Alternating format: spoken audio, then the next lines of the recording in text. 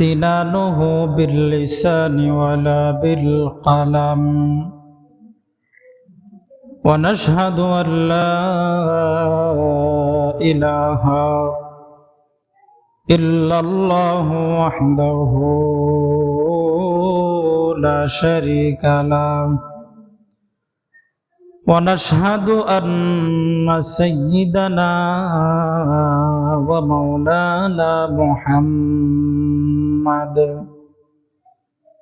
ومولانا محمدا عبده ورسوله الذي أرسله الله تعالى بالحق بشيرا ونذيرا وداعيا إلى الله بإذنه وسراجا منيرا أما بعد فأعوذ بالله من الشيطان الرجيم بسم الله الرحمن الرحيم يا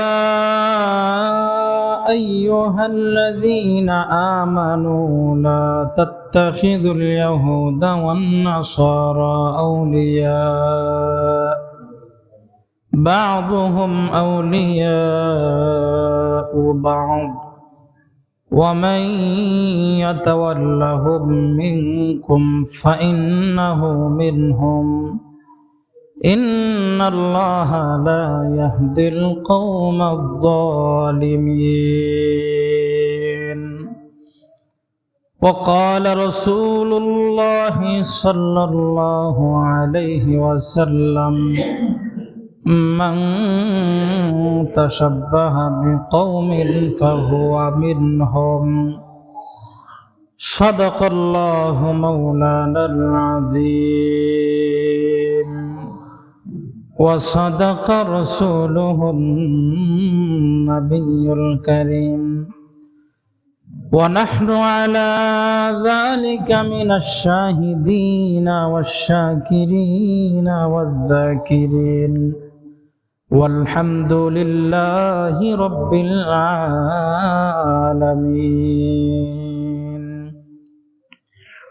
وقال تعالى في شان حبيبه ومعشوقه ومحبوبه مخبرا وآمرا إن الله وملائكته يصلون على النبي يا أيها الذين آمنوا صلوا عليه وسلموا تسليما اللهم صل على محمد وعلى آل محمد كما صليت على إبراهيم وعلى آل إبراهيم إنك حميد مجيد اللهم بارك على محمد وعلى آل محمد كما باركت على إبراهيم وعلى آل إبراهيم إنك حميد مجيد يا صاحب الجمال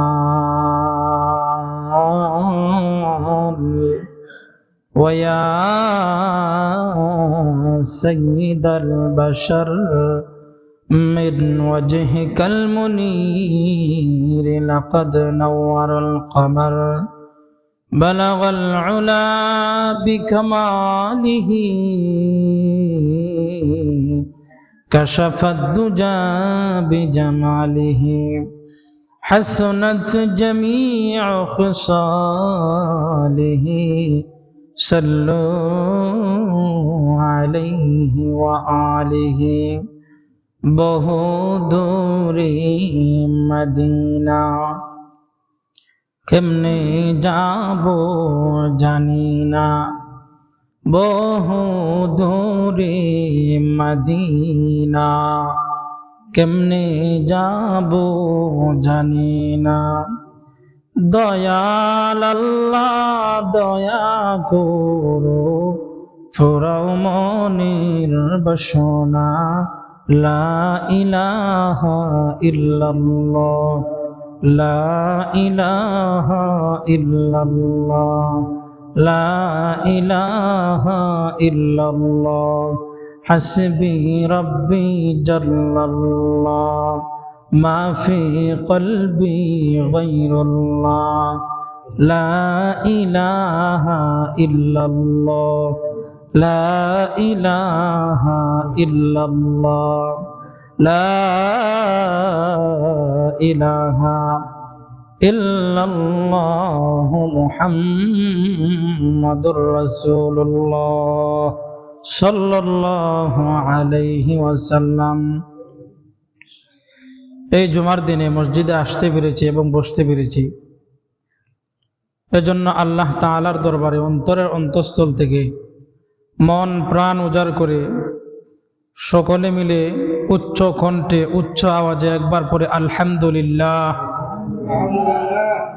লক্ষ কোটি দুরূদ বর্ষিত হোক সাইয়্যিদুল মুরসালিন খাতামুন নবিয়্যিন সাকি কাউসার সাইয়্যিদুনা নবিয়্যুনা মুহাম্মদ সাল্লাল্লাহু আলাইহি ওয়াসাল্লামের উপর। মুহতারাম হাজিরিন, গত সপ্তাহে আলোচনার বিষয় ছিল 5 ওয়াক্তের নামাজের ইতিহাস। তো জোহর এবং আসরের নামাজের ইতিহাস সম্পর্কে আলোকপাত করেছিলাম, ফজর এবং জোহর সম্পর্কে। ধারাবাহিকভাবে এই সপ্তাহে আলোচনার কথা ছিল আসর, মাগরিব এবং এশা সম্পর্কে। তো এই সপ্তাহে কারণবশত এই নামাজের ইতিহাস নিয়ে আলোচনা করতে পারতেছি না। এই সপ্তাহের আলোচ্য বিষয় হলো ইংরেজি নববর্ষ উদযাপন সম্পর্কে।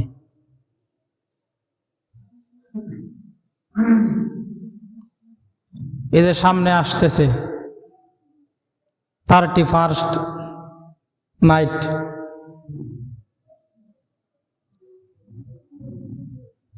এই সম্পর্কে কিছু আলোকপাত করব।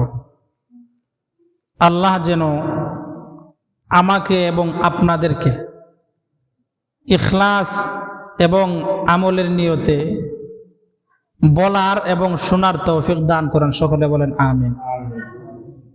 মুহতারাম হাজিরিন, আমি যে আয়াতে কারিমা পাঠ করেছি সূরা মায়েদার একখানা আয়াত। এই আয়াতে আল্লাহ তাআলা বলেন, ইয়া আইয়ুহাল্লাযীনা আমানু, হে ঈমানদারগণ, লা তাত্তাখিদুল ইয়াহুদা ওয়ান নাসারা আউলিয়া, ইহুদি এবং নাসারাদেরকে তোমরা বন্ধুরূপে গ্রহণ করো না। অর্থাৎ মুসলমান ব্যতীত বিধর্মী যারা আছে কাউকে বন্ধুরূপে গ্রহণ করা যাবে না। এরপরে আল্লাহ বলেন বা'দুহুম আউলিয়া ও বা'দ, মুসলমান ব্যতীত ইহুদি, নাসারা, খ্রিস্টান অর্থাৎ বেঈমান যারা আছে, যত দলেই তারা বিভক্ত থাকুক, তারা একে অপরের বন্ধু, একে অপরের দুষ্ট। বা'দুহুম আউলিয়া ও বা'দ ওয়া মান ইয়াতাওয়াল্লাহুম মিনকুম ফাইন্নাহু মিনহুম। এরপর আল্লাহ বলেন তোমাদের মধ্য থেকে যারা ইহুদি খ্রিস্টানদেরকে বন্ধুরূপে গ্রহণ করবে, ওই সমস্ত লোক তাদের লোক বলে গণ্য হবে, তাদেরই অন্তর্ভুক্ত হবে। অর্থাৎ কোনো মুসলমান যদি কোনো ইহুদি খ্রিস্টানকে বন্ধুরূপে গ্রহণ করে তাদেরকে যদি বন্ধু হিসেবে মানে, তাহলে আল্লাহ বলেন এই মুসলমান ব্যক্তি যেন তাদেরই লোক, তাদেরই অন্তর্ভুক্ত। ইন্নাল্লাহা লা ইয়াহদিল কওমাজ জালিমিন, আল্লাহ বলেন জালেম সম্প্রদায়কে আল্লাহ তাআলা হেদায়েত দেন না। যারা জুলুম করে তাদেরকে আল্লাহ তাআলা হেদায়েত দেন না। এক নাম্বার আল্লাহ ডাক দিয়েছেন ইমানদারদেরকে, ডাক দিয়ে বলতেছেন ইহুদি খ্রিস্টানদেরকে তোমরা বন্ধুরূপে গ্রহণ করো না, তারা হলো একে অপরের বন্ধু। আর তোমাদের মধ্য থেকে যারা তাদেরকে বন্ধুরূপে গ্রহণ করে সে যেন তাদেরই অন্তর্ভুক্ত। আর নিশ্চয়ই আল্লাহ তাআলা জালেম সম্প্রদায়কে হেদায়েত দেন না। আয়াতের শিক্ষা কি? আয়াত থেকে আমরা কি শিক্ষা পাই? শিক্ষা এক নম্বরে, ইমানদারদেরকে আল্লাহ তাআলা আহ্বান করছেন, আল্লাহ তাআলা ডাক দিছেন, তার মানে ইমানদারদেরকে আল্লাহ তাআলা অনেক মহব্বত করেন, অনেক ভালোবাসেন। আপনার বাড়িতে আপনার ভাতিজা সন্তান সন্ততি আছে, আপনি দেখতেছেন রাস্তা দিয়ে একটা পাগলা হাতি আসতেছে, আপনি যাদের শুভাকাঙ্ক্ষী, আপনি যাদেরকে মহব্বত করেন, ভালোবাসেন, আপনি সর্বপ্রথমই তাদের কাছে যাবেন, বাড়িতে প্রবেশ করবেন, প্রবেশ করে বলবেন এই কে কোথায় আছো, বাড়ি থেকে কেউ বের হইবা না, পাগলা একটা হাতি আসতেছে, যাকে সামনে পাইতেছে তাকেই মারতেছে। তো আপনি যে সতর্ক করলেন, বলেন তো আপনি সতর্ক করার ক্ষেত্রে আপনার ঘনিষ্ঠ যারা আছে, আপনার আপন মানুষ যারা আছে তাদেরকে আগে সতর্ক করবেন, নাকি আপনার দূরবর্তী আত্মীয় যারা আছে তাদেরকে সতর্ক করবেন? আগে কাদেরকে করবেন? আগে কাদেরকে সতর্ক করবেন? আপনারা বুঝেন না, বুঝছেন না আমার কথা? আপনি বিপদ থেকে সতর্ক করার জন্য আপনার নিজের ফুলাফুরি যারা আছে তাদেরকে আগে সতর্ক করবেন, নাকি সাইডের বাড়ির যে আপনার নাতি নাতল আছে তাদেরকে আগে সতর্ক করবেন? কারে? নিজের ফুলাফুরি রে, নিজের কাছের আত্মীয় স্বজন আছে যারা, তাদেরকে। এটা আপনার ভালোবাসার একটা নিদর্শন। তো আল্লাহ ইমানদারদেরকে ডাক দিয়েছেন, হে ইমানদারেরা। তার মানে আল্লাহ ইমানদারদেরকে অনেক ভালোবাসেন, অনেক মহব্বত করেন। ইমানদারদেরকে সামনে যে বিপদ আইতেছে, বিপদ থেকে আল্লাহ তাআলা বাঁচাইতে চান।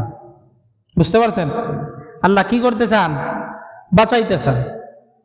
ডাক দিয়ে বলতেছেন তোমরা ইহুদি খ্রিস্টানদেরকে বন্ধুরূপে গ্রহণ করো না,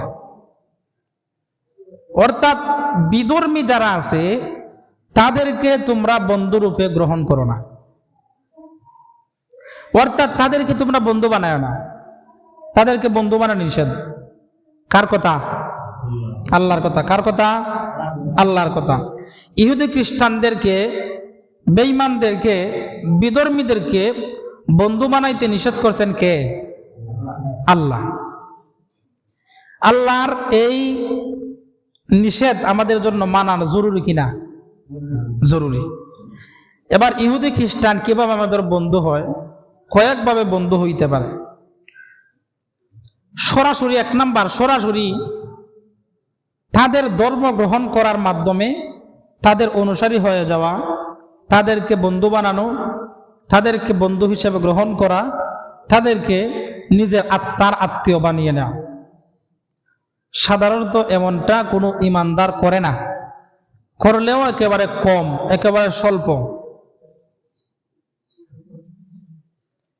ইমানদারেরা নিজের ধর্ম ইসলামকে ত্যাগ করতে পারে না। তবে বড়ই আফসোসের বিষয়, আমাদের দেশের উত্তরবঙ্গের অবস্থা বড়ই নাজুক। ওইদিকে তাদের আর্থিক অবস্থাও তেমন ভালো না, তাদের আর্থিক অবস্থা অনেক দুর্বল। খ্রিস্টান যারা আছে তারা ওই সমস্ত মুসলমানদেরকে, উত্তরবঙ্গের ওই সকল সরল মনা মুসলমানদেরকে বিভিন্ন লোভনীয় অফার দিয়ে, বিভিন্ন ফাঁদের মধ্যে তাদেরকে ফেলে ওই সকল সরল মনা মুসলমানদেরকে তারা খ্রিস্টান বানিয়ে নিতেছে। কিভাবে করে খ্রিস্টান? তারা সর্বপ্রথম আপনার বাড়িতে আসবে, আপনার অভাব দেখবে, আপনারে তারা টাকা পয়সা দিবে। মানুষ যখন অভাবে পড়ে তখন তার স্বভাব নষ্ট হয়ে যায়। ডাকের একটা কথা আছে, অভাবে স্বভাব নষ্ট। অভাব যখন আসে তখন স্বভাব তার নষ্ট হয়ে যায়, তখন মাথায় কোনো কাজ করে না। চোখের সামনে সে দেখতেছে তার নিজের স্ত্রী অসুস্থতায় দুঃখে দুঃখে মরতেছে, তার বাচ্চা কাচ্চা খানা খাইতে পারতেছে না, ভালো কাপড় চোপড় পরতে পারতেছে না, তারা কষ্ট করতেছে, খানার জন্য তারা কান্নাকাটি করতেছে, টাকার অভাবে সন্তান সন্ততিকে ভালো চিকিৎসা দিতে পারতেছে না, চিকিৎসার অভাবে সন্তান সন্ততি দুঃখে দুঃখে মরতেছে।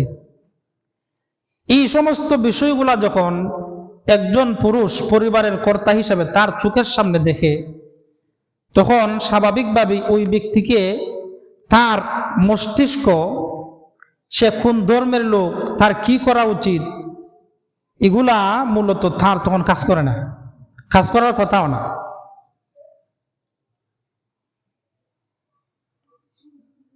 এমনিতেই তারা দুর্বল ইমানের লোক, দুর্বল ইমানদার, তার মধ্যে আবার তাদের দরজায় করানোর চেয়ে অভাব। এই অভাবে যখন তারা পড়ে, তাদের সামনে খ্রিস্টান মিশনারি লোকেরা আসে, এসে তাদেরকে লোভনীয় অফার করে, তাদেরকে থাকার জন্য ঘর বানিয়ে দেয়, তাদের বিবি বাচ্চার চিকিৎসার জন্য টাকা পয়সা দেয়, অর্থ করে খরচ করে, তাদেরকে ভালো ভালো খাবার দাবার উপহার দেয়, তাদের দেখশন করে, দেখাশোনা করে, নিজেদের তত্ত্বাবধানে তাদেরকে সার্বিক সহযোগিতা করে। তো দুর্বল ইমানের লোক যখন এরকম সার্বিক সহযোগিতা কারো পক্ষ থেকে পায়, তখন স্বাভাবিকভাবেই, শুধু তারা কেন, এমনিতেই যেই ব্যক্তি আপনার উপকার করবে, আপনি স্বাভাবিকভাবেই তার প্রতি একটু দুর্বল থাকবেন। যে কোনো ব্যক্তি, যে কেউ আপনার একটু যদি উপকার করে, তাহলে আপনি স্বভাবগতভাবেই আপনি তার প্রতি দুর্বল থাকবেন, আপনার তার প্রতি একটা ভালো লাগা কাজ করবে। এটা মানুষের স্বভাব। শুধু মানুষ না, পশু পাখি যারা আছে তাদের স্বভাবও এমন। তারা যখন এমন ফাঁদের মধ্যে পড়ে, তাদেরকে সর্বপ্রথম এইভাবে টাকা পয়সা দেয়া, অর্থ করে দেয়া, বাসস্থান দেয়া, তাদেরকে আগে হাতে নেয়, তাদের প্রতি মুসলমানদের অন্তরটারে ঝুঁকায়। এরপরে তারা করে কি, তাদের যেই মিশন আছে, খ্রিস্টান মিশনারির যেই কাজ, তারা তাদের বই পুস্তক তাদেরকে উপহার দেয়, যেটা রাখো, যদি নিতে না চায় না সমস্যা নাই, পড়তে হবে না, তুমি রেখে দাও, শুধু রাখলেই হবে। এভাবে ধীরে ধীরে তাদেরকে সেবা করতে থাকে, তাদের পিছনে অনেক টাকা ব্যয় করতে থাকে, আর ধীরে ধীরে তাদেরকে নিজেদের বই পুস্তক বিলি করতে থাকে।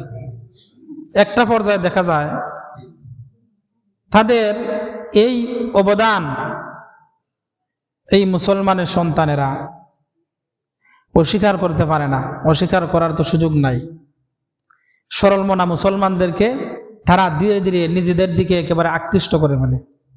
একটা পর্যায়ে দেখা যায় হুট করে না, 1-2 দিনের ভিতরে, 1 মাস 2 মাসের ভিতরে এমন করে না, 1 বছরের ভিতরে এমন করে না, তারা 4 বছর 5 বছর সময় নিয়ে ওই সমস্ত মানুষদের পিছনে কাজ করে। দেখা যায় 5 বছর পরে তাদেরকে তারা খ্রিস্টান বানিয়ে ফেলে। কিসের মাধ্যমে খ্রিস্টান বানাইছে? তাদেরকে সেবা করছে, চিকিৎসা বাবদ টাকা পয়সা দিছে, তাদের সন্তান সন্ততিকে ভালো কাপড় চোপড় দিছে, খাবার দাবারের ব্যবস্থা করে দিছে, ভালো থাকার জন্য জায়গা দিছে। ধীরে ধীরে তারা ওই বিধর্মীদের প্রতি ঝুঁকে পড়ছে। একটা পর্যায়ে দেখা গেছে তারা যে কথা কয় এই কথাই মানে, এই কথাই শুনে।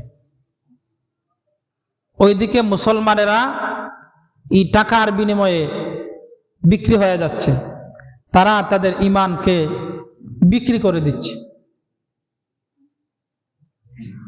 ওইদিকে আমাদের নজর দেওয়া দরকার, এইদিকে আমাদের সতর্ক থাকা দরকার। কোনো ইহুদি খ্রিস্টানের দোসররা যেন মুসলমানদেরকে টাকা পয়সার লোভ দেখিয়ে বিভিন্ন লোভনীয় অফার দিয়ে আমাদের বাচ্চা কাচ্চাদেরকে আমাদেরকে যেন ইসলাম ধর্ম থেকে বাহির করতে না পারে। আল্লাহ আমাদেরকে মরণের আগ পর্যন্ত ইস্তেকামাতের সহিত ইসলামের উপর অটল থাকার তৌফিক দান করুন। সকলে বলেন আমিন। মুহতারাম হাজিরিন, তারা মুসলমানদেরকে এইভাবে নিজেদের দিকে নিয়ে যায়, এটা সরাসরি তাদেরকে নিজেদের বন্ধু বানায়।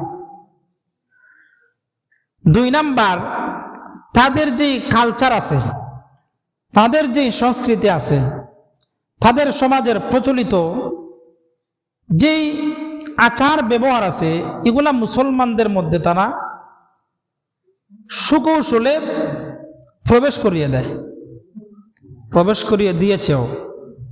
এইদিকে তারা সফল। তারা সুদূর প্রসারী পরিকল্পনা নিয়ে মাঠে নামে। তারা চিন্তা করে, আজকে আমি মাঠে নামলাম, আমি 10 বছর পরে দেখতে চাই ওই অঞ্চলটা আমার আয়ত্ত চলে আসছে। অমুক অঞ্চলে আমি 1000 খ্রিস্টান মিশনারির লোক চাই। ওই এলাকায় আমি 10 বছর পরে ঘরে ঘরে আমি একজন করে খ্রিস্টান বানিয়ে নেব। এমন সুদূর প্রসারী পরিকল্পনা নিয়ে তারা মাঠে নামে। সেই পরিকল্পনা অনুযায়ী তারা কাজ করে। হুট করে কিন্তু আপনাকে তারা তাদের মিশনের দাওয়াত দিয়ে দিবে না, ধীরে ধীরে আপনার সাথে মিশতে থাকবে। যেই মহিলারা পুরুষদের সাথে বেশি চলাফেরা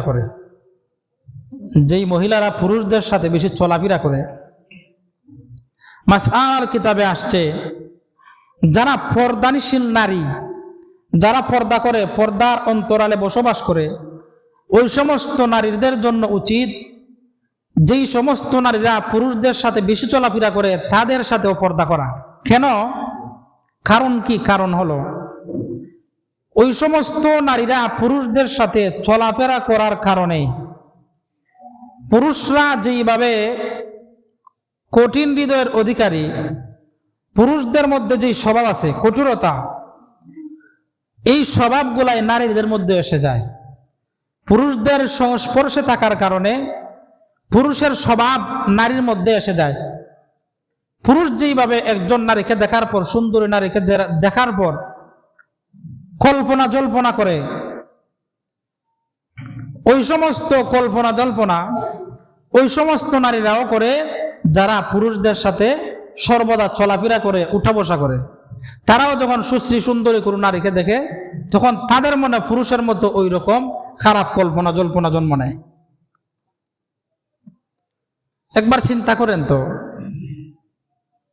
পুরুষদের সাথে মাত্র চলাফেরা করছে, চলাফেরা করার কারণে যদি তার মধ্যে পুরুষের স্বভাব আসতে পারে, তাহলে ইহুদি খ্রিস্টান বেঈমান যারা আছে তাদের সাথে চলাফেরা করলে তাদের কৃষ্টি কালচারকে আমাদের মধ্যে প্রবেশ করবে না? করবে কিনা? তাদের স্বভাব, তাদের আচার আচরণ, তাদের আচরণ বিধি আমরা নিজেদের অনিচ্ছায় একটা সময় গ্রহণ করে ফেলবো। তারা বলতে হবে না আমাদেরকে, এটা নিয়েও আমাদের এই কালচার গ্রহণ করো, আমাদের মতো অমুক আচার আচরণ করো। আপনি মুসলিম সমাজের দিকে দৃষ্টিপাত করেন, দেখেন কি অবস্থা মুসলিম সমাজে। তারা ইহুদি খ্রিস্টানদেরকে বন্ধু বানাইছে কিনা? আল্লাহ কি বলছিলেন? ইয়া আইয়ুহাল্লাযীনা আমানু লা তাত্তাখিযুল ইয়াহুদা ওয়ান নাসারা আউলিয়া বা'দুহুম আউলিয়াউ বা'দ ওয়া মান ইয়াতাওয়াল্লাহুম মিনকুম ফাইন্নাহু মিনহুম। হে ঈমানদারেরা, ইহুদি খ্রিস্টান বেঈমানদেরকে তোমরা বন্ধুরূপে গ্রহণ করবা না। তারা একে অপরের বন্ধু, তারা তোমাদের বন্ধু না। আর তোমাদের মধ্য থেকে যারা তাদেরকে বন্ধুরূপে গ্রহণ করবে সে যেন ইহুদি খ্রিস্টানদের অন্তর্ভুক্ত, তাদেরই দলের। এবার আমরা আমাদের সমাজের দিকে তাকাই, আমরা দেখি আমাদের সমাজের অবস্থা কেমন। আমরা ইহুদি খ্রিস্টানদেরকে বন্ধুরূপে গ্রহণ করছি কিনা? তাদের একটা পূজা হয়, শিব পূজা না কি জানে, ফিটের মধ্যে একটা বড়ি লাগায়, দেখছি না কোনো সময়, শুনছি বড়ি লাগাইয়া এটারে ঘুরায়। কি পূজা? ওই একটা পূজা, আমি নাম কইতে পারি না এটার। আপনারা বলেন তো ওই পূজা দেখার জন্য মুসলমানের সন্তান যায় কিনা? মুসলমানের সন্তান যায়নি? যায় না? যায়। হিন্দুর সন্তান যেই পরিমাণ ওই পূজার প্রতি আকৃষ্ট, তার চেয়ে বেশি মুসলমানের সন্তান আকৃষ্ট। তাহলে তুমি এই ক্ষেত্রে তাদেরকে বন্ধুরূপে গ্রহণ করছো, তাদের এই কৃষ্টি কালচার, তাদের এই আচার ব্যবহার তুমি গ্রহণ করছো, এটা মহব্বত করছো, ভালোবাসছো। ভালোবাসছো বিধায় তুমি এটা দেখার জন্য গেছো।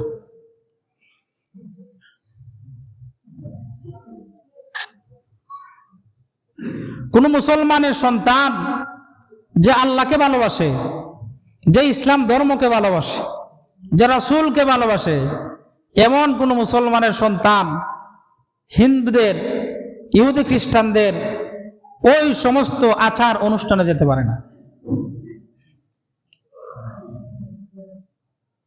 কোন মুসলমানের স্বভাব এটা হতে পারে না। তাদের ওই কাজগুলারে তারা মহব্বত করবে, ভালোবাসবে, দেখবে, দেখতে যাবে আগ্রহ করে। আপনি আমার দেখান তো কয়জন হিন্দু আপনার ঈদের দিন আপনার বাড়িতে আসছে, আপনার অনুষ্ঠান দেখতে আসছে, আপনার গরু জবাই দেখতে আসছে? আসছে না, আসে নাই, আসবেও না। হিন্দু কোন লোক আপনার যতই ঘনিষ্ঠ হোক, সে আপনার সাথে সব কিছু করবে, কিন্তু তাদের আলাদা একটা জগৎ আছে, তাদের আলাদা একটা সাইড আছে, ওইখানে আপনাকে প্রবেশ করতে দিবে না। কিছুদিন আগে ফেসবুকে একজন লিখছে যে আমরা ভার্সিটিতে একসাথে লেখাপড়া করি, আমার ঘনিষ্ঠ বন্ধু, একসাথে, সে হিন্দু ধর্মের লোক, কিন্তু দেখা যায় তার রুমের মধ্যে একটা জায়গা আছে, তার রুমে আমি যাই, কিন্তু ওই জায়গাটায় আমরা যাইতে দেয় না। একেবারে কাছের বন্ধু, ঘনিষ্ঠ বন্ধু, সব ঠিক আছে চলাফেরা, কিন্তু তার নির্দিষ্ট ব্যক্তিগত যে জগৎ আছে ওইখানে তারা প্রবেশ করতে দেয় না। কিন্তু তুমি মুসলমান, মুসলমানের বাচ্চা, তুমি কি করো? তোমার নিজের ধর্মের যে আচার ব্যবহার আছে, নিয়ম কানুন আছে, বিধিবিধান আছে, এগুলা তো মানোই না, বরঞ্চ উল্টো তুমি তার যে কৃষ্টি কালচার আছে ওইগুলার মহব্বত করে বসে রয়েছে। তাইলে যদি তুমি তার ধর্মের যে কৃষ্টি কালচার আছে, আচার ব্যবহার আছে, ওইগুলার তুমি মহব্বত করলা, ভালোবাসলা, তাইলে তুমি মুসলমানদের অন্তর্ভুক্ত থাকলা কিভাবে? বিবাহের ক্ষেত্রে দেখেন, যখন বিবাহ হয় তখন আমরা সমাজের মধ্যে বিভিন্ন সংস্কৃতি আমরা দেখতে পাই যেগুলা ইসলাম ধর্মে নাই। ভিন্ন ধর্ম থেকে এগুলাকে আমদানি করা হয়েছে। বিবাহের সময় মেয়ের সাথে জামার বাড়িতে পালং, সোফা, ফ্রিজ, যা কিছু আছে যাবতীয় সব কিছু সাথে দিয়ে দেয় কিনা? দেয় না? কথা বলবেন আপনারা, দেয়নি? দেয়। হুন্ডাও দেয়, ফ্রিজও দেয়। হুন্ডা না দিলে বেয় ভাঙ্গিলায়। এই যে দেখেন, হিন্দু সমাজের কিন্তু বিবাহ দেওয়ার পরে মেয়েকে যখন বিবাহ দিয়ে দেয়, মেয়েকে বিবাহ দিয়ে দেওয়ার পর ওই মেয়ের বাবার বাড়িতে আর কোনো সম্পদের ভাগ থাকে না। এই জন্য তারা করে কি, তাদের মেয়ে সন্তানকে বিবাহ দেওয়ার সময় যা পারে দিয়ে দেয়, কারণ এরপরে তার বাবার বাড়িতে তার কোনো ভাগ নাই, আর সে পাইবে না। মুসলমান সমাজে তো এটা ইসলামের বিধান যে বাবার সম্পত্তিতে মেয়ের যেমন ভাগ আছে, ছেলের যেমন ভাগ আছে, মেয়েরও ভাগ আছে। ছেলে এক ভাগ পাবে আর এর অর্ধেক পাবে একটা মেয়ে। একজন ছেলে যেই পরিমাণ বাবার সম্পত্তি পাবে, দুইজন মেয়ে মিলে ওই পরিমাণ সম্পত্তি পাবে। তাদের সমাজে এটা নাই। যা দেওয়ার বিবাহের সময় দেয়া দেয়, এই যে বিবাহের সময় হুন্ডা থেকে দুইরা সবকিছু দিয়ে দেওয়া, এটা হিন্দুয়ানি সমাজের প্রথা। কারণ সে তো পরবর্তীতে আর কিছু দিতে পারবে না। যখন বাবা দিতে চাইবে তখন সন্তান বলবে, ছেলে সন্তান বলবে, আমাদের বাড়িতে তার তো কোনো ভাগ নাই, বিবাহের সময় তো যা দেওয়ার দিয়ে দিয়েছ, এখন তো আর সে পাবে না। তাদের আইন অনুযায়ীও নাই। তাদের হিন্দু নারীরা আফসোস করে যে মুসলমানের যে রীতিনীতি আছে সব কিছু তো উত্তম সুন্দর, এর মতো উত্তম আর কোনো কিছু হতে পারে না। তারা আফসোস করে বলে যে মুসলমান সমাজের রীতিনীতি অনেক সুন্দর, মেয়েকে বিবাহ দেওয়ার পরেও বাবার বাড়িতে মেয়ের সম্পদের ভাগ থাকে, কিন্তু আমাদের সমাজে নাই। একথা তারা বলে, হিন্দু নারীরা আফসোস করে বলে। তারা কোনো কিছু পরবর্তীতে দিতে পারবে না বিদায় তাদের বাবা বিবাহের সময় যা পারে দিয়ে দেয়। এটা হিন্দুয়ানি সমাজের প্রথা। তো আমরা মুসলমান সমাজে আমরা মেয়ের সাথে সব দেয়া দেই কিনা? দেই না? মাদুন্না দে আপনারাও তো দেন। আপনারা দেয়া দেয় জিবরা বাড়াইছেন, নিজেরাও আনুন,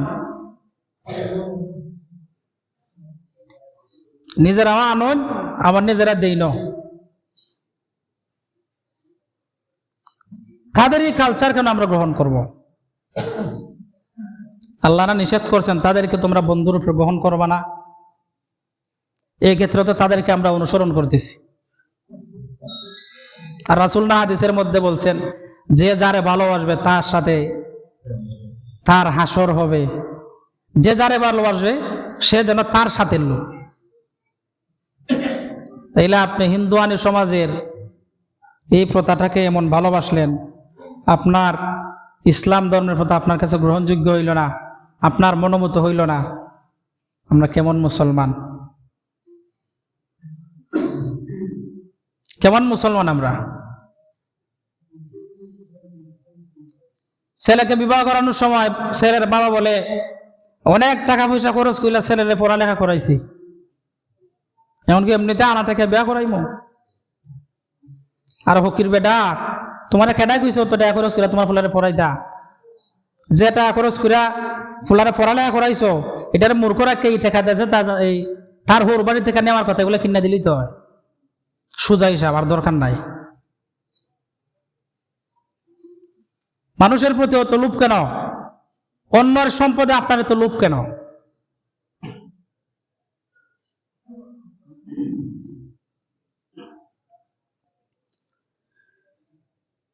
তাদেরকে বন্ধুরূপে গ্রহণ করা যাবে না, কিন্তু আমরা বন্ধুরূপে তাদেরকে গ্রহণ করছি। আল্লাহু ওয়ালিয়ুল্লাযীনা আমানু ইখরিজুহুম মিনায-যুলুমাতি ইলান-নূর ওয়াল্লাযীনা কাফারু আউলিয়াউহুমুত তাগুত ইখরিজুনাহুম মিনান-নূরি ইলায-যুলুমাত উলাইকা আসহাবুন নার হুম ফিহা খালিদুন। এই আয়াতে আল্লাহ বলেন, আল্লাহু ওয়ালিয়ুল্লাযীনা আমানু, যারা ঈমানদার তাদের বন্ধু হচ্ছেন আল্লাহ। ঈমানদারদের বন্ধু কারা? কে? আল্লাহ। আর ঈমানদার যারা বন্ধুর উপরে গ্রহণ করছে, আল্লাহ কি করেন? ইখরিজুহুম মিনায-যুলুমাতি ইলান-নূর, তাদেরকে কুফরের অন্ধকার থেকে বের করে ইসলামের আলোর দিকে নিয়ে আসেন। তাহলে বন্ধুর কাজ কি? বিপদ থেকে উদ্ধার কইরা, বিপদ থেকে বাইর করে টানিয়ে আনা না? তাহলে মুমিন বন্ধুর উপরে গ্রহণ করছে আল্লাহরে, মুমিনের বন্ধু হচ্ছেন আল্লাহ, আর আল্লাহ মুমিনকে বিপদ থেকে উদ্ধার করছেন। সবচেয়ে বড় বিপদ হচ্ছে কুফরের বিপদ। কেউ যদি কুফরের মধ্যে দুনিয়াতে প্রবেশ করে, তাহলে ওই ব্যক্তি আখেরাতে গেলে জাহান্নামের আগুনে প্রবেশ করবে, তার কোনো বার হওয়া নাই। তো আল্লাহ কুফরের অন্ধকার থেকে যারা আল্লাহকে বন্ধুর উপরে গ্রহণ করছে ঈমানদাররা, তাদেরকে বের করে আলোতে নিয়ে আসেন, অর্থাৎ ইসলামের ভিতর নিয়ে আসেন। এরপরে আল্লাহ বলেন, ওয়াল্লাযীনা কাফারু আউলিয়াহুমুত তাগুত, আর যারা তাগুত আছে, যারা কাফের কুফার আছে, তারা হইলে তাগুতরে বন্ধুর উপরে গ্রহণ করে। আর তাগুতে কি করে? ইখরিজুনাহুম মিনান-নূরি ইলায-যুলুমাত, ইসলাম থেকে বের কইরা অন্ধকারের মধ্যে, কুফরের মধ্যে নিয়ে যায়। তাহলে আল্লাহরে যারা বন্ধুর উপরে গ্রহণ করছে, আল্লাহরে যারা বন্ধুর উপরে মানছে, তাদেরকে আল্লাহ তাআলা কুফরের যে অন্ধকার আছে এটাকে বের করে ইসলামের দিকে নিয়ে আসবেন। আর তাগুত, তাগুত বলছে ইসলাম ছাড়া অন্য যে কোনো ধর্মের দিকে যারাই ডাকুক তারা সবাই তাগুত। যারা তাগুতকে বন্ধুর উপরে গ্রহণ করছে, তাগুত কি করে? তাদেরকে ইসলাম থেকে বের করে নিয়ে কুফরের অন্ধকারের মধ্যে প্রবেশ করায়। এবার দেখেন সামনে আসতেছে ইংরেজি নববর্ষ, মুসলমানের বাচ্চারা তখন কি করে? ফটকাবাজি, আতশবাজি করে কিনা? করে না? গিটার আওয়াজে ঢাকা শহরে ছোট ছোট বাচ্চারা অনেক সময় মরেও। পত্রিকা খুললে আপনারা দেখতে পাইবেন কি অবস্থা, শান্তি মতো মানুষ ঘুমাইতে পারে না। এই যারা খ্রিস্টান আছে, খ্রিস্টানেরই মতবাদ যে আপনি গ্রহণ করছেন। ইংরেজ যারা আছে, এটা তো ইংরেজদের কাজ। ইংরেজি নববর্ষ এটা তো মুসলমানের কাজ না। মুসলমানের জাতীয় সন হচ্ছে হিজরি সন। বাংলাদেশে 3টা সন প্রচলিত আছে, হিজরি সন, বাংলা সন আর ইংরেজি সন। আমাদের কোন দিক দিয়ে হিজরি সন যায়, আরবি সন যায়, আমাদের কোনো খবরই থাকে না। যদি জিগায় যে আপনি আরবি 12 মাসের নাম কোন, তো পারবে না। যদি জিগায় আরবি সর্বপ্রথম মাসের নাম কি, এটাও পারবে না। অথচ এই হিজরি সন, এটার হিসাব করা, এটা আমাদের স্মরণ রাখা, মনে রাখা, এটা আমাদের জন্য ফরজে কিফায়া। কিন্তু এর দাঁড় আমরা নাই, এর নামই আমরা কইতে পারি না কোন মাসের পরে কোন মাস। প্রথম ছয়টি আমরা কইতে পারতাম না, 1 নাম্বারটি আমরা কইতে পারতাম না। আর ইংরেজি তো আমাদের সব মুখস্থ, সব আমাদের আয়ত্তে আছে।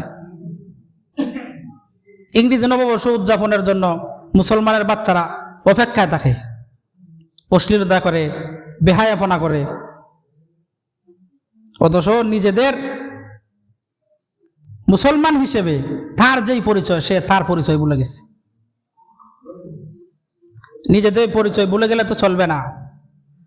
আপনি যদি তাদেরকে বন্ধুর উপরে গ্রহণ করেন, তারা আপনাকে ঈমান থেকে কুফরের দিকে নিয়ে যাবে।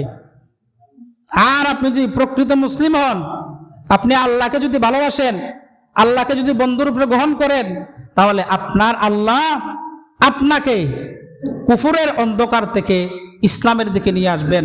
আপনি ইসলামের উপর ইস্তেকামাতের সাথে থাকেন। ইসলামের বিধিবিধানগুলা কত সুন্দর আপনি দেখেন, এমন সুন্দর কোনো বিধান কোনো ধর্মে নাই।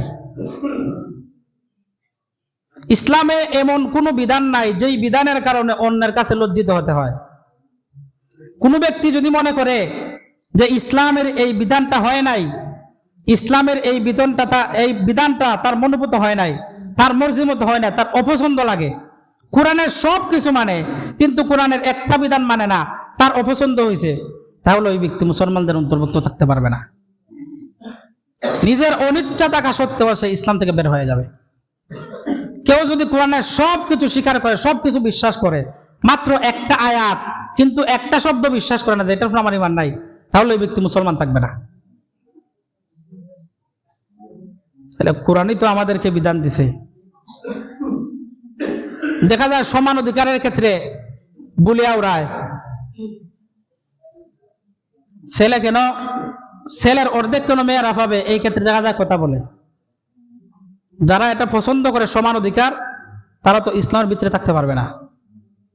এটা তো কোনো মানুষের কথা, এটা আল্লাহর কথা। আল্লাহ এটা বিধান দিয়েছে, তোমাকে মানতেই হবে। তোমার পছন্দ হোক আর না হোক, তোমাকে মানতেই হবে। এই যে একটা মাইক আছে না, এই মাইক সম্পর্কে, মাইকের যে মেকার আছে, এই মেকার বেশি ভালো জানে না আমি বেশি ভালো জানি? আপনারা উত্তর দিয়েন, কে বেশি ভালো জানে? এই মাইক যে মেকার আছে মাইকের, ওই মেকার যেই পরিমাণ এই মাইক সম্পর্কে জানে, আমি কি জানবো? না। কারণ মেকার এ সম্পর্কে তার সবকিছু আয়ত্তে আছে। আবার যারা মাইক বানাইছে তারা এই সম্পর্কে যে কল কবজা দেওয়া দিচ্ছে, ওইগুলো মেকার আয়ত্ত করছে। তো আল্লাহ তাআলা মানুষ বানাইছেন, আল্লাহ মানুষ বানানোর কারিগর। আল্লাহ জানেন মানুষদেরকে কোন জায়গায় কোন বিধান দিলে সঠিক হবে আর কোন জায়গায় কোন বিধান দিলে বেঠিক হবে। আল্লাহ যেহেতু আমাদেরকে বানাইছেন, আল্লাহ আমাদেরকে বিধান দিচ্ছেন কোন জায়গায় কোনটা সঠিক আবার কোন জায়গায় কোনটা বেঠিক, এটা আল্লাহ বুঝছেন, এ কারণে ওইটা দিচ্ছেন। এখন যদি আপনি মনে করেন এটা ঠিক হয় নাই, তাহলে আল্লাহ থেকে বেশি বুঝেন। মাইকম্যান যদি মাইক ঠিক করে, আমি কইছি এটা কি করেছেন, মেরে তো হইছে না, তাহলে আমার কি পাগল কইব না? আমি মাইকের কোনো কিছু জানি না, মাইক ঠিক করতেছে ওই ব্যক্তি, আমি বললাম এটা তো হয়েছে না, হয়তো পাগলে ধরছে তোমারে, মাইক সম্পর্কে তোমার কোনো আইডিয়া আছে, আমার ভুল ধরো মিয়া।